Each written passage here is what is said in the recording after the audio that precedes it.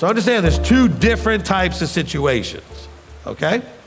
Now, that also means, for example, because I know this has got me in so much trouble with people not understanding, I'm married. Now, if I'm married and I go and sleep with somebody else's wife, and I break that relationship with my wife, that is sin against Elohim. It's also a breach of relationship with my wife. However, listen now. What if we're both not covenanted and have no idea what Torah is? It's still a sin, a breach of relationship with my wife. It's not sin with Elohim because there's no covenant, there's no relationship. He does not expect me to keep his commands if I haven't agreed to keep his commands. You have to understand that. That way you can not only be easier on people that are doing dumb things that aren't covenanted, and also easier on yourself for all the dumb things you did when you weren't covenanted. Because it's about expectation. Let's not deceive ourselves.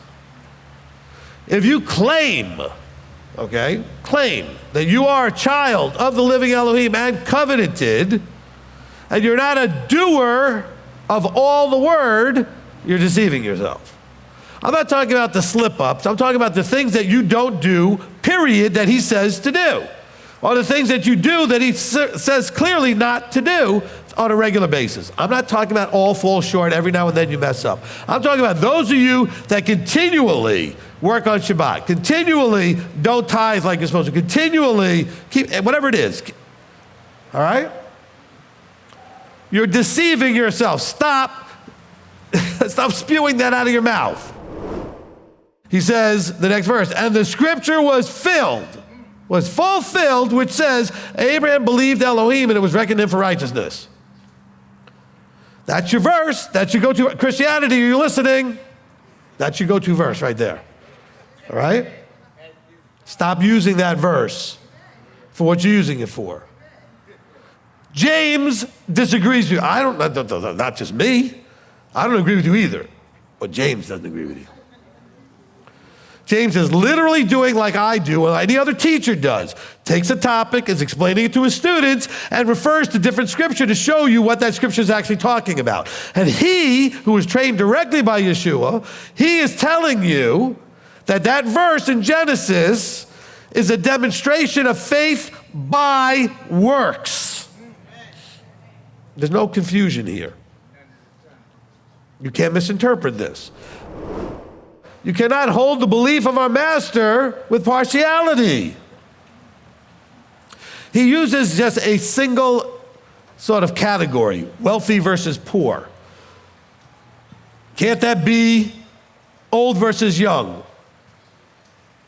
I don't know, fat versus skinny, white versus black versus yellow versus green, purple, whatever, okay? I mean, we can use almost any criteria to compare. And he's telling you these are dumb ways to compare. If you hold the belief of Messiah, did Messiah die only for white, black, green, yellow? I mean, is there one group he died for? No. All those sinners out there, did he die for them? Did he die for you when you were sinners? Yeah. So why are you acting with partiality? He said, so also belief is dead without the works. So a dead body, does it do much? No, doesn't do anything. I'm not talking like Weekend at Bernie's, okay? I'm talking like most dead bodies don't do anything.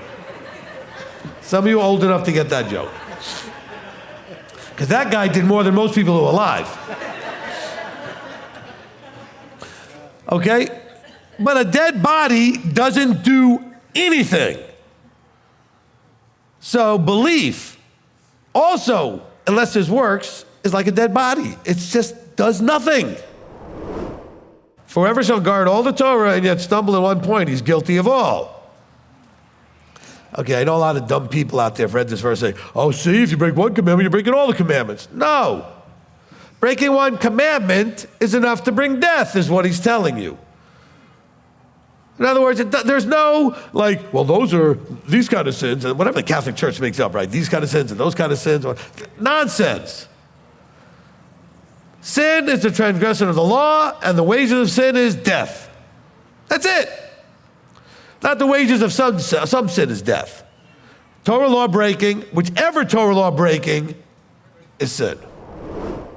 Speak and so do as those who are to be judged by a Torah of freedom. He says, speak and do. Don't just speak. You speak and do because you're part of the Torah of freedom. Why does he use the phrase Torah of freedom? Because in some ways you might think, okay, because it sets you free from sin, because now you know what Torah is, so you know what sin is. But also, what was the status of the people given the Torah?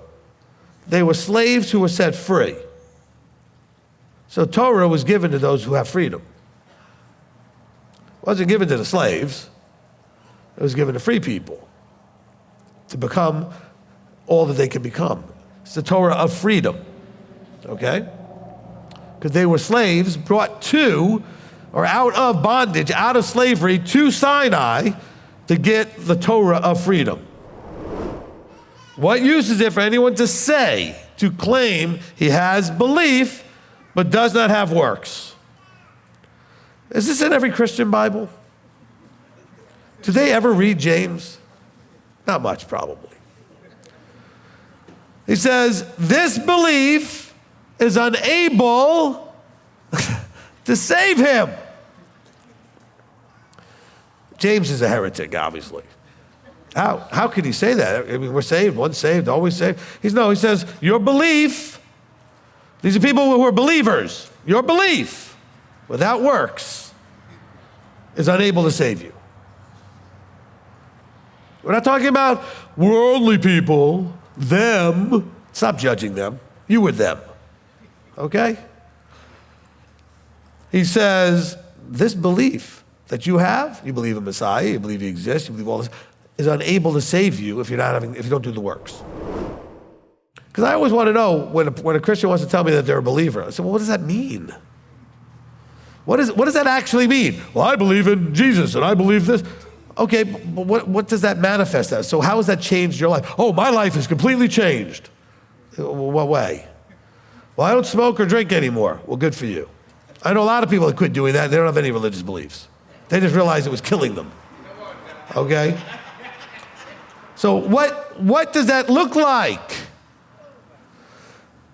You see, I believe, and so I come and meet with them on Saturday. I believe, and I meet on the holy days. I believe and I eat differently because of the commandment to eat differently. I believe and I don't commit adultery and I don't murder and I don't steal and I treat people properly with equal weights, equal measures, all those things. I believe, so I apply what they said to me. This is something I promise you will not be in the kingdom. Okay, I promise you. All of you that love to overcommit and underproduce, you're not going to be there. Okay, period. Because that's the people that are talking, but they're not doing. So you overcommit. Oh, you bragging out. Oh, yeah, I love you so much, Yahweh. I'm going to do everything you say until it's not convenient and you get lazy and you don't do it. You know, it's back to the parable of the sower. What kind of ground are you? All of a sudden, you get all excited, but there's no roots, and someone just blows you right away. Huff and puff like the big bad wolf. The big bad wolf could be like your aunt, your uncle, your sister, your brother, could be somebody, just blows you right out of the water. All right? I don't know why with the big bad wolf, all of a sudden I thought of like Sanford and Son's sister, but it's just, if she would huff and puff, Aunt Esther, oh yeah.